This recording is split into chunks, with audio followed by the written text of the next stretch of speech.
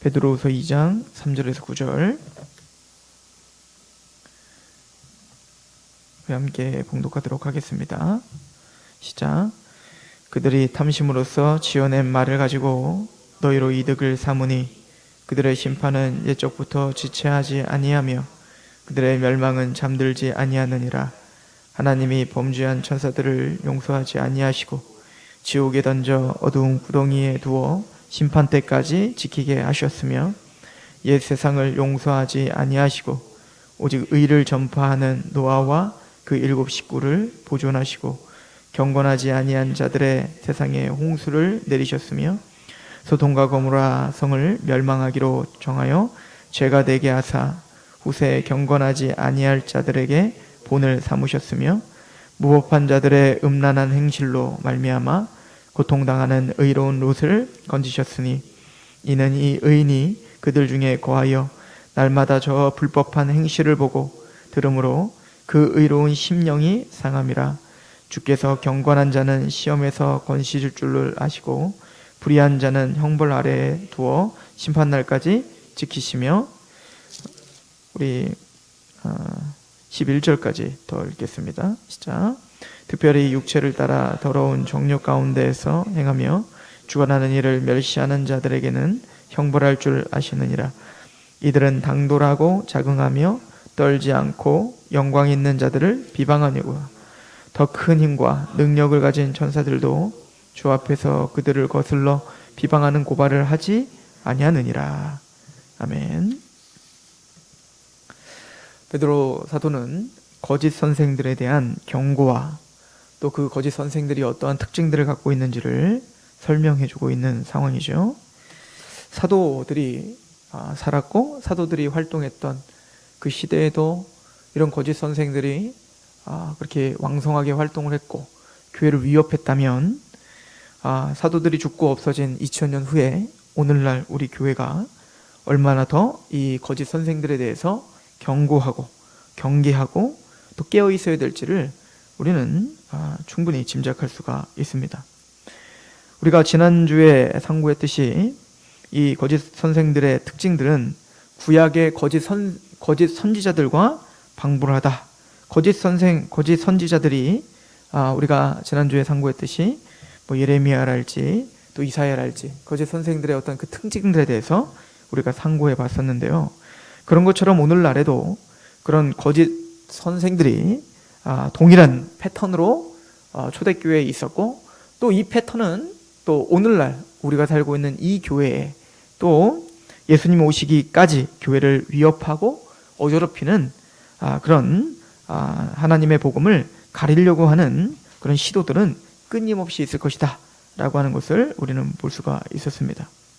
그들의 특징은 2장 1절을 보시면 그러나 백성 가운데 또 거짓 선지자들이 일어났었나니 이와 같이 너희 중에도 거짓 선생들이 있으리라. 그들은 멸망할 이단을 가만히 끌어들여 자기들을 사신 주를 부인하고 임박한 멸망을 스스로 취하는 자들이에요.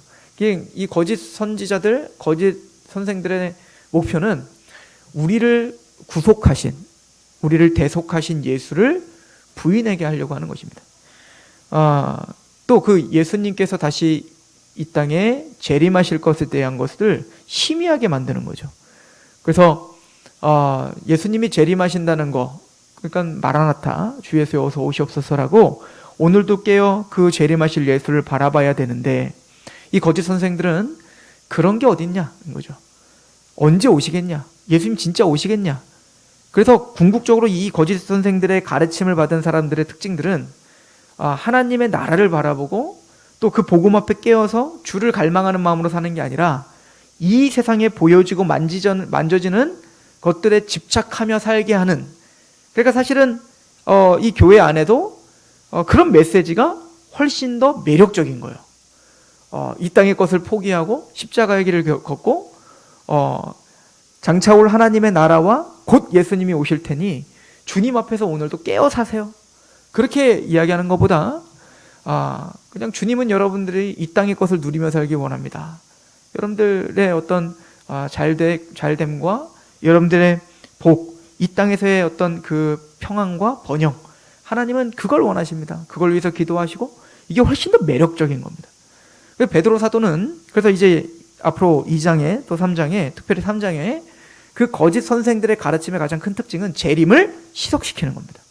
그래서 예수님의 십자가를 부인할 뿐만 아니라 더 나아가서 예수님의 긴박한 예수님의 재림, 예수님이 이 땅에 오셔서 우린 마땅히 그 앞에 설 것에 대한 것들에 대해서 희석시켜 버리는 거죠. 그래서 우리 3장을 잠깐 가보시면 3장 3절부터 보면 먼저 이것을 알지니 말세에 조롱을 당하는 자들이 와서 자기의 정욕을 따라 행하며 조롱하여 이르되 주께서 강림하신다는 약속이 어디 있느냐? 조상들이 잔후로부터 만물이 처음 창조될 때와 같이 그냥 있다. 야, 세상은 흘러가는 거야. 이 세상에 집중하며 살아 라고 이야기하는 거죠. 이는 하늘이 예적부터 있는 것과 땅이 물에서 나와 물로 성립된 것도 하나님의 말씀으로 낸 것을 그들이 일부러 잊으려 함이라. 즉 너희가 이렇게 잘 먹고 잘 살고 호흡을 하고 이렇게 물이 있고 하나님의 창조 질서가 붙잡혀 있는 것도 하나님의 말씀으로 지금 이렇게 우리가 하나님의 질서 가운데 산다는 걸 그들은 잊어버리고 사는 거예요. 그런데 그 하나님의 말씀은 지금 우리를 살게 하는, 지금 우리가 현실 속에서 살게 하는 이 하나님의 말씀은 분명하게 예수님이 재림하신다고 했고 세상의 끝이 온다고 했고 하나님의 나라가 분명히 완성될 거라고 얘기했다는 거죠. 그래서 6절을 보십시오. 이로 말미암아 그때 세상은 물이 넘침으로 멸망하였을 때 이제 하늘과 땅은 그 동일한 말씀으로 불사르기 위하여 보호하신 바 되어 경건하지 아니한 사람들의 심판과 멸망의 날까지 보존하여 두신 것이니라. 사랑하는 자들아, 주께는 하루가 천년 같고 천년이 하루 같다는 이 한 가지를 잊지 말아라. 그러므로 사랑하는 내 자녀들아, 예수님이 오실 것을 대비하라. 예수님이 오실 것에 대해서 깨어있으라. 이것이 사도 베드로의 메시지라면 지금 베드로 사도가 경계하고 있는 거짓 메시지들이 무엇인지를 분별할 수가 있죠. 복음을 희석시킬 뿐만 아니라 그 복음의 긴박성과 또 하나님이 말씀하신, 즉 하나님은 그래서 우리가 고난을 당하고 그래서 우리가 십자가의 길을 걸을 수 있는 힘이 여기 있는 거거든요. 예수님의 재림이 없다면 또 영원한 영광스러운 나라가 우리에게 없다면 사실은 우리의 모든 삶은 무의미하다고요. 그러니까 우리에게 부활이 없다면 우리는 가장 불쌍한 사람이라고 고린도전서 15장이 이야기하지 않습니까? 근데 이 베드로가 지금 비판하고 있는 거짓 선생들은 이 땅의 것에 집착하게 만드는 어떤 메시지를 한 거예요. 그게 어떤 메시지는 정확하게 우리가 알 수는 없으나 적어도 이 땅의 것에 집착하고 하나님의 나라를 보지 못하게 하는 겁니다. 즉 그 복음, 우리를 구속하신 십자가의 그 복음을 희석시킬 뿐만 아니라 그의 삶의 태도가 보여지고 만져지는 것에 집착하게 만든다고요. 그래서 베드로서 1장을 한번 가보세요. 1장을 보시면 4절, 이로써 이 그 보배롭고 지극히 큰 약속을 우리에게 주사 이 약속으로 말미암아 너희에게 정욕 때문에 세상에 썩어질 것을 피하여 신의 성품에 참여하는 자가 되게 하려 하셨다. 그러니까 주님의 목표는 여기 있어요. 예수님이 재림하는 그날까지 우리가 여기서 살아가는 그 목적지는 우리의 성품이 그리스도를 닮아가게 하는 겁니다. 그것이 우리를 구원시켜 주시고 당장 천국에 보내시지 않은 이유가 여기 있다고요. 신의 성품에 참여하게 하시기 위하여 주님은 여전히 지금도 일하십니다. 그래서 5절에 보니까 그러므로 너희가 더욱 힘써 너희의 믿음의 덕을, 덕의 지식을, 지식의 절제를, 절제의 인내를, 인내의 경건을, 형제 우애를, 형제 우애의 사랑을 더하라. 그러므로 너희는 믿음에 그렇게 열매를 맺게 하라. 그 믿음에 형제를 사랑하는 열매를 맺게 하라. 이게 신의 성품에 참여하는 것이죠. 그리고는 말하죠. 9절 보세요. 8절, 이런 것이 너희에게 있어 흡족한즉 너희로 우리 주 예수 그리스도를 알기에 게으르지 않고 열매 없는 자가 되지 않게 하려니와 이런 것이 없는 자는 맹인이라 멀리 보지 못하고 그의 옛 죄가 깨끗하게 된 것을 잊었다는 거예요. 그러니까 이 거짓 선생들은 눈을 가리는 겁니다. 영원한 나라와 우리가 진짜 바라봐야 될 목적지가 어딘지를 희석시키는 거예요. 하나님을 이용하여 또 복음을 이용하여 이 땅의 것에만 집착하게 만드는 거예요. 그러다 보니 그 거짓 선생들을 따르는 사람들은 아마 기하급수적으로 늘었던 것 같습니다. 베드로 사도뿐만 아니라 또 여러 제자들이 당황스러울 만큼 그 거짓 가르침은 속도를 내어 교회를 잠식해 들어왔던 것 같습니다. 그럼 그 사람들은 도대체 어떤 메시지를 전했기에 그렇게 사람들을 현혹시켰는가? 베드로후서 2장 3절을 보십시오. 오늘 본문입니다. 그래서 그런 어떤 분위기 속에 3절은 이렇게 얘기해요.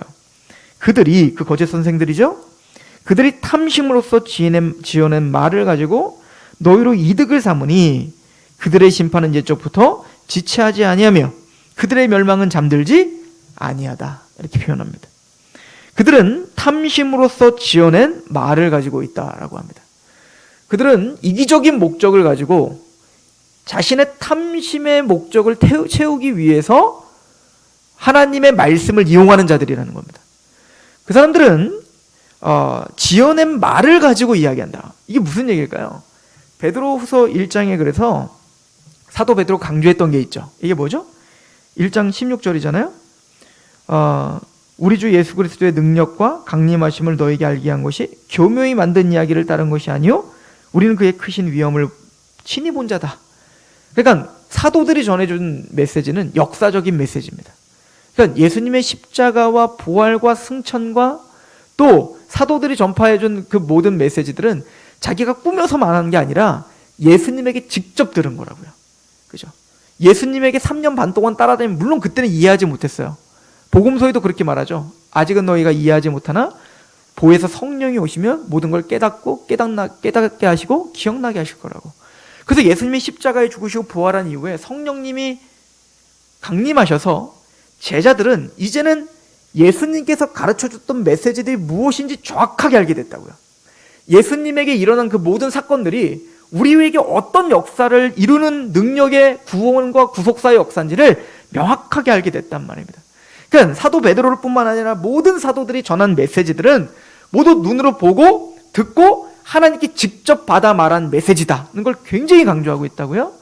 바울 또한 그렇죠. 12제자가 아니었던 바울도 그래서 에베소서 2장 20절에 뭐라고 합니까? 너희가 사도들과 선지자 위에 터 위에 세우신 입은 자라 그리스도께서 너희의 친히 모퉁이 돌이 되셨다라고 말씀하시지 않습니까?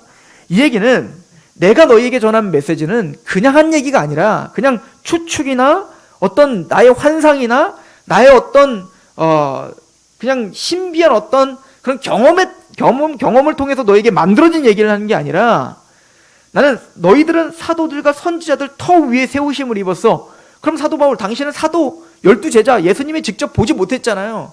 아니다. 나는 예수님이 부활한 이후에 다메섹 도상에 직접 만났다 라고 하는 거죠. 예수님을 직접 만나 받아 말하는 것이다. 그래서 에베소 3장이 뭐라고 하죠? 너희들은 내가 하나님께 계시를 받아 내가 기록한 것이 그게 확실하게 하나님께 받은 계시라는 것을 너희가 읽어보면 알 것이냐. 읽어보면 그것이 하나님께서 성령님을 통하여 직접 받은 계시라는 것을 너희가 알 수 있으리라 라고 사도 바울조차 자신이 직접 받은 계시라는 것을 강조하게 되는 거죠. 게다가 베드로 사도는 자신이 경험한 것뿐만 아니라 또한 19절에 보니까 뭐라고 하죠? 우리 베드로서 1장 19절 또 우리에게 더 확실한 예언이 있어 어두운 데 비추는 등불과 같으니 날이 새어 샛벌이 너희 마음에 떠오르기까지 너희가 이것을 주의하는 것이 옳다. 먼저 할 것은 성경의 모든 예언은 사사로이 풀 것이 아니니 예언은 언제든지 사람의 뜻으로 낸 것이 아니요 오직 성령의 감동하심을 받은 사람들이 하나님께 받아 말한 거다. 나는 추측하거나 어떤 말을 꾸미거나 내가 뭔가 만들어낸 게 아니라 나는 예수님을 직접 봤을 뿐만 아니라 그 예수님의 십자가와 부활과 승천과 말씀하신 모든 사건이 성경에 기록되어 있음을 확인했다는 거예요. 그게 나에게는 더 큰 확신이다. 그게 나에게는 더 확실한 예언이다. 라고 베드로 사도는 이야기하죠. 그거와 반대로 2장 3절에 그 거짓 선생들은 탐심으로써 지어낸 말을 가지고 이야기한다는 겁니다. 그들은 사도가 아닙니다. 그들은 예수님을 직접 보거나 십자가와 부활 사건 직접 들은 사람들이 아닙니다. 그런데 자신들은 이거를 이제 바울 사도는 뭐라고 하면 각종 신화와 철학과 속임수라고 표현하는데요. 그 당시에 철학이라는 건 그 당시에 로마 시대 때 헬라 로마 시대 아닙니까? 그러니까 문화는 헬라 문화가 장악하고 있었을 시대란 말이에요.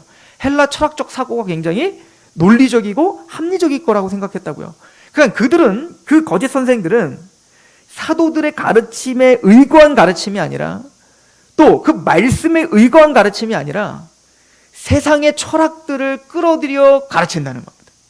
세상의 경험들을 끌어들여 가르친다는 겁니다. 그 당시에 로마 신화 또 헬라 신화, 그리스 신화와 같은 그런 신화와 같은 이야기들, 즉 직접적인 역사적인 이야기가 아니라 그들이 어떤 만들어낸 어떤 허황된, 그러나 재밌었겠죠? 많은 사람들을 유혹할 만큼 많은 사람들에게 매력을 느꼈겠죠? 그런 이야기들, 말이 굉장히 언변이 좋았겠죠? 그런 언변과 철학과 신화와 같은 것들로 교묘히 만든 이야기들로 너희들이 지금 사도들이 보고 듣고 경험하고 말씀에서 확증한 그 가르침에서 떠나게 한다.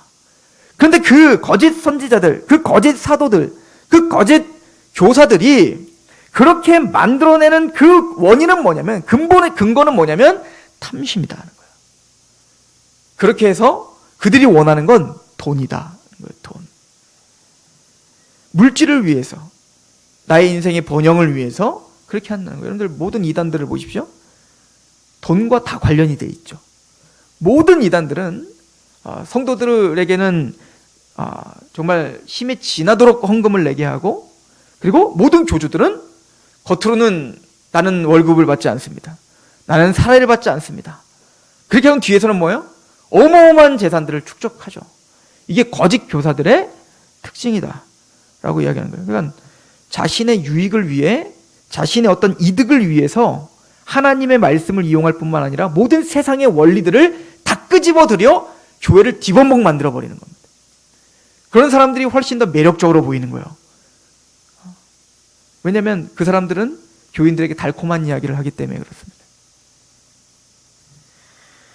그래서 베드로후서 2장에 이제 뒤쪽에 가면 14절에 그 예를 이렇게 이야기하죠. 14절, 음심이 가득한 눈을 가지고 범죄하기를 그치지 아니하고 굳세지 못한 영혼들을 유혹하며 탐욕에 연단된 마음을 가진 자들이 저주의 자식이라. 그들이 바른 길을 떠나 미혹되어 부올의 아들 발람의 길을 따르는도다. 그는 불의의 삭슬 사랑하다가 자기의 불법으로 말미암아 책망을 받되 말하지 못하는 나귀가 사람의 소리로 말하여 이 선지자의 미친 행동을 저지하였다. 그런데 그 선지자의 미친 행동과 같은 짓들을 이 거짓 교사들이 하고 있는 겁니다. 어디서? 교회에서. 무엇을 가지고? 하나님의 말씀을 가지고 그 말씀을 가르치기보다 세상의 원리를 가르치고 있고, 또 자신의 이득과 탐심을 채우기 위해서 하나님을 이용해 먹는, 하나님의 이름을 망령될 걷는 그 짓거리를 지금 교회 안에서 이루어지고 있다라고 사도 베드로는 굉장히 화가 나서 지금 얘기하고 있는 거죠. 또한 이들의 특징이 있습니다. 이들의 특징은 뭐죠? 두려워하지 않는다는 거예요. 가끔 이단 교주들을 보면 참 이해가 안 가죠. 저 사람들은 정말 하나님이 있다고 믿을까? 있다고 안 믿으니까 저 짓 하고 있겠죠? 그러면 그 사람들은 이해가 가요.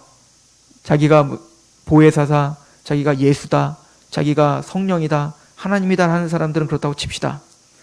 그런데 큰 교회를 운영하면서 아무리 봐도 그거는 자신의 탐욕을 채우기 위해서 교회를 이용하고 있는 많은 목회자들이 있는데, 그 사람들은 도대체 하나님이 두렵지 않은 겁니까?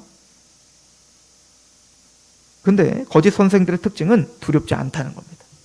한번 봅시다. 2장 10절.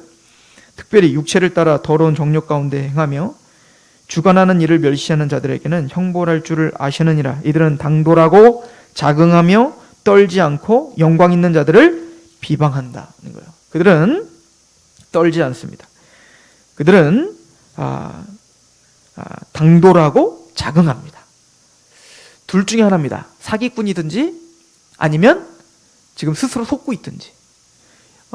이것을 그 오바댜에는 뭐라고 써 있냐면 너희 마음의 교만이 스스로 속였다는 거예요. 이 사람들의 사기꾼은 말 그대로 사기꾼이고요. 그죠? 종교 사기꾼이고요. 또 하나님을 위해서 합니다라고 하지만 그들의 신학이, 그들의 어떤 성공이 그들을 가리고 있는 겁니다. 내가 무슨 짓을 해도 나는 이만큼 교회를 키웠고 하나님 나를 쓰시고 계시니까 모든 죄가 아닌 것처럼 보이게 되는 거죠. 그럼 몇 억을 횡령하고 뭐 몇백억을 횡령해도 당당하게 자신에게 비판하는 사람들을 저주받는다고 얘기하는 걸 보면 그들은 지금 하나님을 안 믿는 것 같지는 않습니다. 그들은 스스로 마음이 교만해져서 당돌해졌고 마음이 굳어진 거죠. 그들의 신학이 그들을 망친 겁니다. 그들의 경험이 그를 망친 거죠. 아마 이 거짓 선생들은 두 가지 의도적으로 탐심이 발동하여 사기를 쳤던가, 아니면 그렇게 하다 보니 자신의 탐욕이 스스로를 가려 하나님을 잘못, 예를 들어서 보세요.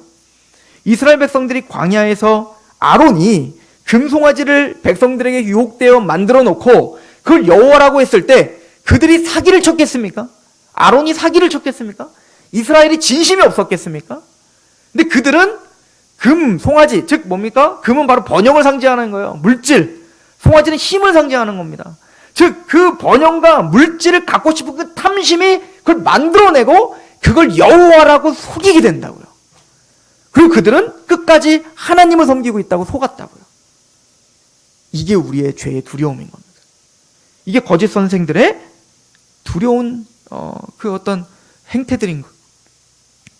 이게 과연 그럼 이 교회 안에 침태운 대형교회 목사님들이나 또 대형교회가 아니더라도 이 교회를 이용하여 자신의 유익을 챙기려고만 하려고 하는 그런 몇몇의 목회자들만 국한된 겁니까? 아니면 우리 모두의 이야기입니까? 우리는 이런 탐심이 없던가요?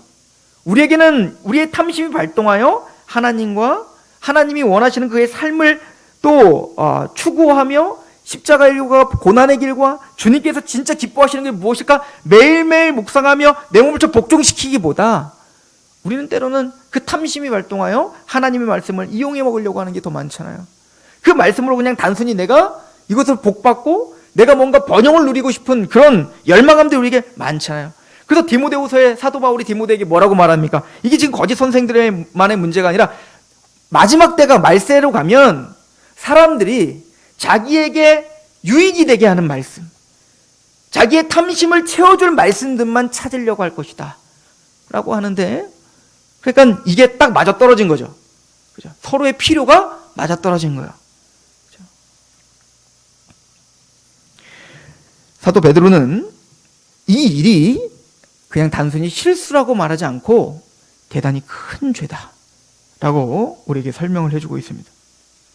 보십시오. 그래서 이 사도 이 베드로는 이 거짓 선생들의 이 잘못됨을 불경건한 자라고 우선은 정해놓고, 그 불경건한 자들이, 게다가 거짓 선생들이 몇만 말하는 게 아니에요. 그것을 따르는 모든 거짓을 따르는 자들, 그런 이 땅의 것을만을 추구하려고 하는 열매가 드러나게 하는 자들과 또 추종하는 자들, 그 불경건한 자들, 그 사람들은 어떤 결말이 주어질 것인가? 하나님께서 말씀을 통해서 우리에게 아주 명확한 거울과 예를 보여줬는데 그 세 가지 예를 듭니다. 첫 번째는 바로 천사가 타락한 사탄의 이야기를 합니다. 그죠? 그들은 그래서 첫 번째로 이렇게 이야기를 하죠. 우리 베드로후서 우리 1장 4절을 보세요. 하나님이 범죄한 천사들을 용서하지 아니하시고 지옥에 던져 어두운 구덩이에 두어 심판 때까지 지키게 하셨다. 천사들이 일부의 천사들이 이걸 유다서는 뭐라고 하냐면 1장 6절에 하나님이 있으라 하신 그 자리를 떠난 자들, 떠난 천사들, 그러니까 하나님의 질서를 어기고 하나님의 말씀을 어기고 자신의 유익과 탐심을 위해서 하나님을 저버리고 배반하고 떠난 자들이 사탄이거든요. 이게 유다서가 가르치는 사탄의 기원이에요. 언제 일이 일어나는지 우리는 알 수가 없어요. 성경으로는 침묵을 가리킵니다. 그러나 적어도 지금 점진적으로 우리에게 설명해줘. 그 불경건한 자들은 바로 그런 사탄의 모습처럼 하나님의 말씀과 그 원리와 질서에서 자신의 탐심으로 인하여 떠난 자들이다 라고 지금 가르쳐주고 있는 거예요. 근데 그 사탄들이 어떻게 됐죠? 다시는 회개할 수 없는 지옥불에 던져졌다는 거잖아요. 마찬가지로 그런 사탄의 원리대로 그렇게 알고 있는 불경건한 자들이 당한 심판은 얼마나 크겠는가. 바로 그 사탄과 똑같은 원명을 갖게 될 거야를 이야기합니다. 그리고 두 번째는 바로 노아 방주 이야기를 합니다. 노아 때에 있었던 이야기를 하죠. 5절입니다. 옛 세상을 용서하지 아니하시고, 자, 좀 더 확대된 거 보세요. 타락한 사탄과 이제는 그 다음 뭐죠? 세상이에요. 그러니까 단순히 어떤 사탄만이 아니라 그 사탄의 유혹에 넘어간 아담으로 시작됐던 타락한 이 세상. 그러니까 지금 이 탐심으로서 하나님을 어기고 탐심의 원동력으로 살아가고 있는 건 사탄뿐만 아니라 사탄에 의해 지배받는, 그죠? 모든 세상을 가리키죠. 그리고 말을 하는 거예요. 옛 세상을 용서하지 아니하고 오직 의를 전파하는 노아와 그 7 식구를 보존하고 경건하지 아니한 자들의 세상에 홍수를 내리셨다. 그러니까 이 얘기는 단순히 거짓 선생들에게 국한된 게 아니라 그 거짓 선생들의 가르침에 동조하고 있는, 또 그 거짓 선생들을 알지 못하는 모든 세상, 그러니까 세상의 원리와 거짓 선생의 원리는 말만 하나님, 예수님을 갖다 붙였을 뿐이지 똑같다 이거예요. 근데 그 모든 세상은 모두가 다 물로 인하여 심판을 당했다는 걸 이야기하죠. 그러나 의인이 있다는 거예요. 그죠? 그 의인은 무엇을 선포했죠? 노아는 하나님의 선지자로, 하나님의 택함받은 의인으로 사람들에게 조롱을 받고, 그 당시에는 비라는 개념이 없었죠. 여러분들 그때는 노아의 방주, 그 비가 내리기 전까지는 비가 없었어요. 그럼 어떻게 물이 생겼냐면, 창세기에 보면 그 노아의 방주 전에는 안개가 끼어서 안개가 내려서 그게 물이 돼가지고 충분히 마실 물들이 생겼을 때입니다. 그러니까 홍수가 올 것이다, 비로 인하여 모든 세계가 다 끝장날 것이다, 그리고 산 위에 그 배를 만들고 있는 그 노아의 모습은 정말 조롱받기 합당했죠. 조롱받고 또 그것에 대해서 비아냥거림을 당했으며 또 핍박했을 것이고, 얼마나 그것을 우습게 여겼겠냐고요. 그래서 노아의 방주 때 많은 사람들을 뭐라고 표현하고 있냐면 시집가고 장가가더라 라고 표현하고 있죠. 이 얘기는 뭐죠?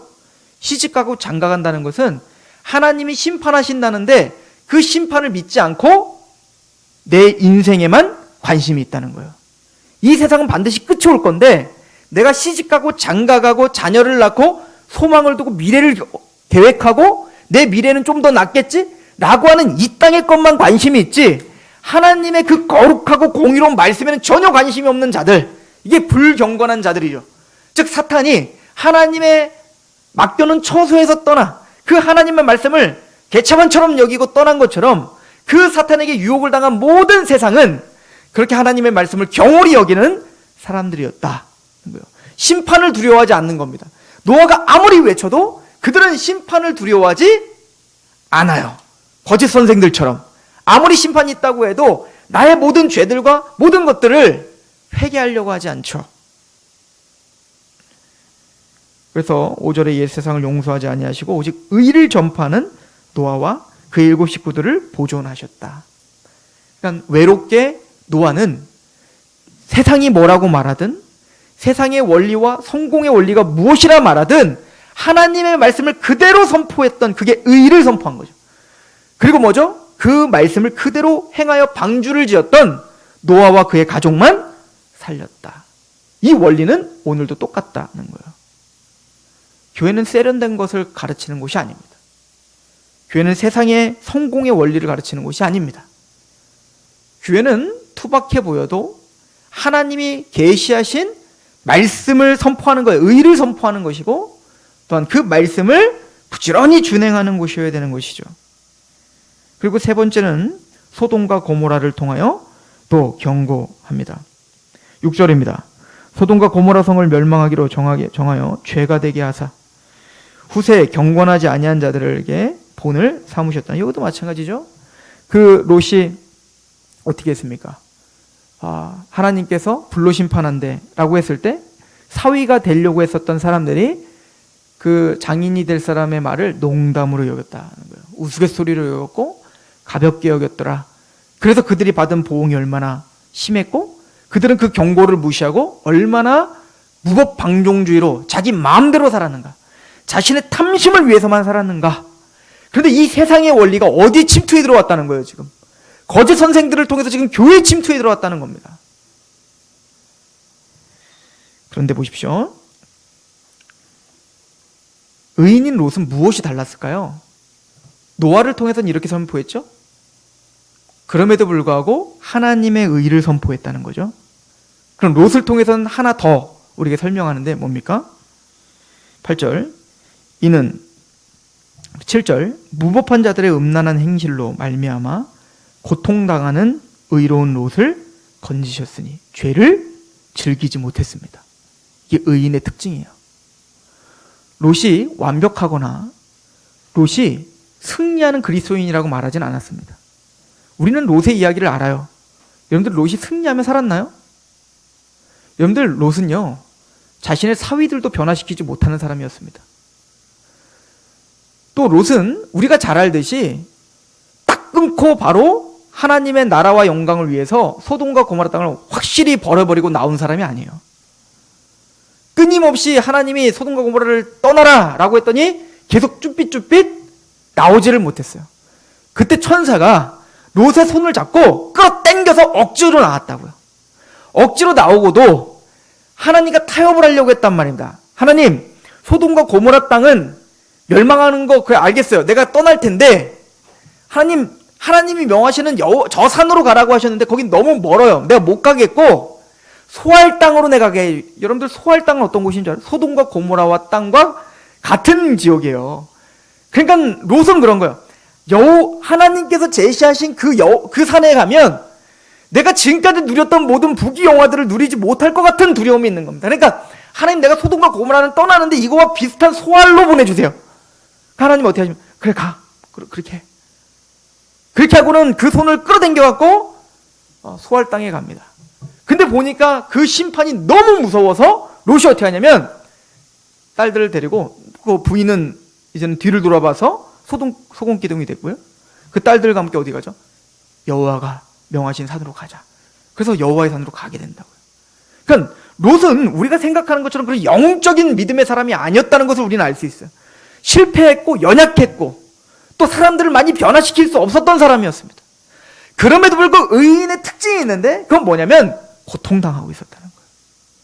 그 죄를 바라볼 때, 세상의 흐름을 바라볼 때 그것이 아닌데 끌려가면서도 내 마음이 너무너무 고통스러운 거예요. 이게 의인의 특징입니다. 즉 무법방종한 이 세상, 하나님의 원리대로 살지 못하는 이 세상을 바라보며 그게 내 마음에 딱 맞고 내 옷에 딱 맞고 그게 즐거운 게 아니야. 아니, 우리는 그렇다고 해서 하나님 말씀이 딱 즐겁다는 게 아니라 우리가 하나님 말씀대로 못 산다니까요. 못 살면서도 불구하고 이러면 안 된다는 그 내 마음에 상한 심령이 있다고요. 이게 구원받은 자의 특징이에요. 심령이 가난한 자는 복이 있나니 천국이 저일 것이에요. 즉 내 심령이 가난한 자 오직 예수 그리스도만을 바라보는 심령이 있죠. 그리고 두 번째가 뭐죠? 복 있는 자의 심령은 두 번째가 뭐예요? 애통입니다. 왜 애통하죠? 내 죄 때문에 애통하는 거예요. 즉 롯은 그 소돔과 고모라를 변화시킬 수 있는 능력은 없었습니다. 그러나 소돔과 고모라의 죄 때문에 고통당했다고요. 그 마음이 너무너무 가슴이 아팠고 하나님께 죄스러웠고 그것 때문에 항상 심령이 아팠다고요. 이게 베드로가 말하는 거예요. 우리에게 말하는 그 내용이 너무 크지 않습니까? 우리가 어떻게 우리 직장을 완전히 바꿀 수 있겠어요? 하나님의 나라로. 여러분들, 우리가 노력한다고 해서 우리 교회를 정말 천국과 같은 곳으로 우리가 만들 수 있겠습니까? 여전히 부족하고 여전히 세상의 흐름이 우리를 잠식해 들어올 거고 우리가 훅 하는 순간 우리는 하나님 말씀보다는 세상의 원리대로 살아가려고 하는, 아니 하나님의 원리도 우리가 정확하게 제대로 모르는데 어떻게 우리가 판단할 것입니까? 우리 가정이 정말 천국과 같은 하나님 나라가 정말 되셨습니까? 우리는 어찌 보면 롯처럼 의인이지만 여전히 아무런 무기력해 보이는 그런 삶의 터전 속에서 항상 무기력하게 살고 있을지도 모르겠습니다. 그래서 하나님이 내가 자발적으로 결단하며 가기보다는 하나님이 내 손을 끌고 롯처럼 끌고 나와야 내가 나와야 될 수도 있을 거예요. 그러나 분명히 가슴은 아프고 있을 겁니다. 내가 하나님 말씀대로 살지 못하는 것 때문에 가슴이 아프고 또 내 사랑하는 사람이 믿지 않는 것 때문에 가슴이 아프고 또 이 세상의 원리가 그 거룩하고 영광스러운 하나님의 영광스러운 이름을 찬양해야 되는데 그 하나님의 영광스러운 이름을 조롱하고 있는 것으로 가슴이 아프고 있을 것입니다. 이게 세상 속에서 살고 있는 의인들의 특징이라고요. 그런데 이 거짓 선생들은 그런 상한 심령과 애통하는 마음을 제거해버리는 겁니다. 아니라는 거예요. 즐기라는 겁니다. 죄와 타협하라는 겁니다. 괜찮다는 겁니다. 하나님은 죄라는데 아니라는 겁니다. 하나님 그렇게 몰상식하신 분 아니라는 거예요. 하나님 그렇게 사랑 없으신 분 아니라는 거예요. 다 이해하신다는 겁니다. 물론 하나님은 다 이해하십니다. 물론 하나님 다 용서하십니다. 물론 하나님 우리의 구원을 떨어뜨리지 않습니다. 그러나 죄가 아닌 건 아닌 거예요. 진짜 참된 의인이란 마음에 오라나는 곤고한 사람입니다. 라는 낮아짐이 있다고요. 애통함이 있다고요. 그래서 8절은 말하죠. 이는 이 의인이 그들 중에 거하여 날마다 저 불법한 행실을 보고 들으므로 그의 의로운 심령이 상함이라. 그 마음은 이미 선한 양심이 있다고요. 하나님의 말씀을 향한 그 말씀에서 굴복하고 싶은 마음이 있다고요. 근데 그러지 못하는 나를 바라보며 세상을 바라보며 상한 심령으로 오늘도 옵니다. 이게 세상을 살아가는 의인들의 모습 아닐까요? 다윗처럼 골리앗을 쓰러뜨릴 수는 없지만 골리앗이 하나님의 군대들을 모욕하는 일을 보고 다윗처럼 분노하고 다윗처럼 우는 그 심령은 우리에게 있어야 되는 거 아니겠어요? 그리고는 9절은 말합니다. 주께서 경건한 자는 시험에서 건지실 줄 아시고 불의한 자는 형벌 아래에 두어 심판날까지 지키시며 특별히 육체를 따라 더러운 정욕 가운데 행하며 주관한 일을 멸시하는 자들에게는 형벌할 줄을 아시느냐. 이게 참 중요한 말이라고 생각합니다. 경건한 자와 불의한 자, 하나님 어떻게 대우하시는지 보십시오. 경건한 자는 시험에서 건지신다.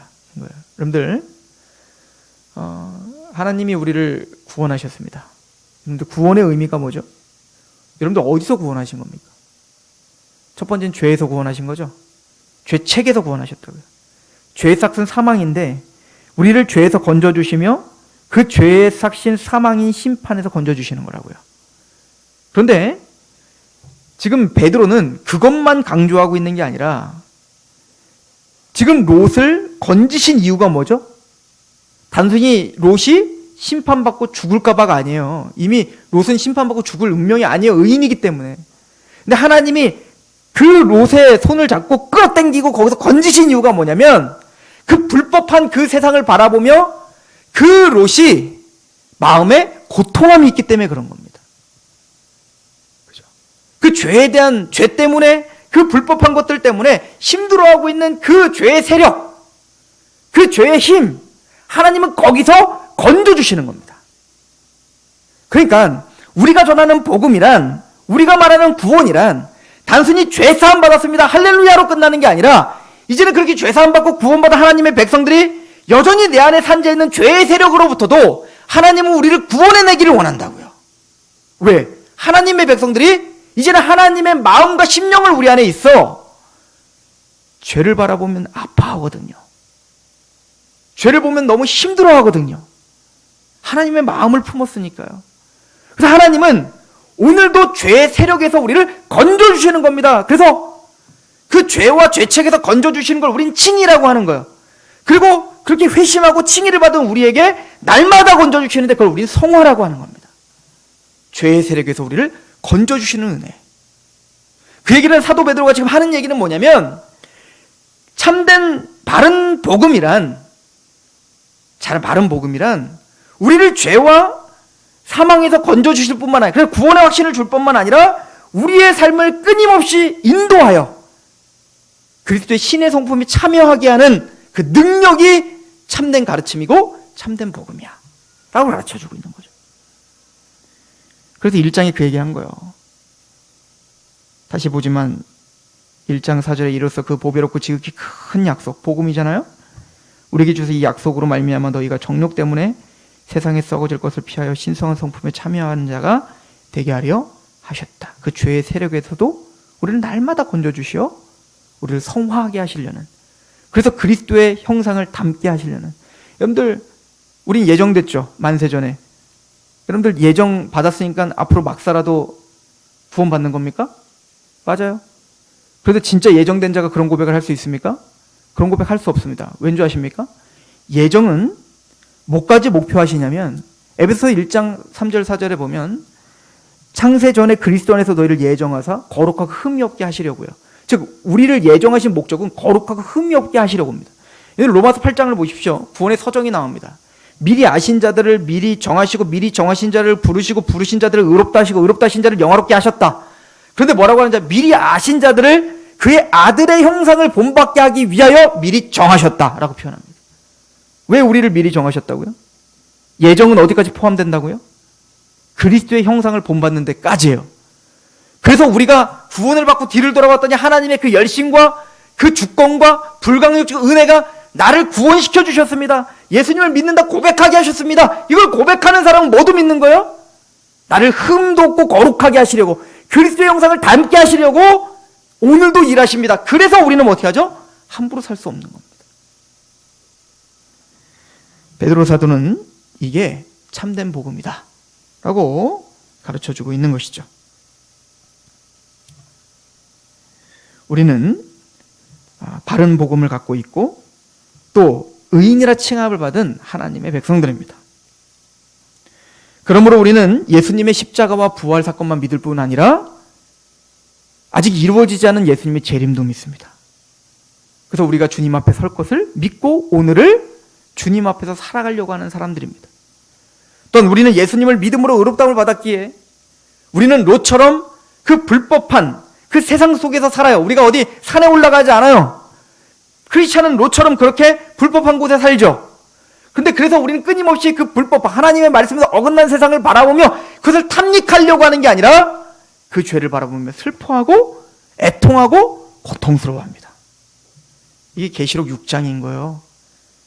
7인 중에 5번째 인이 떼어졌을 때, 그래서 의인들이 하나님 앞에 그렇게 고통스러웠던 거 아닙니까? 언제까지 이 의인이 이렇게 고통당해야 됩니까? 하는 거 아니겠어요?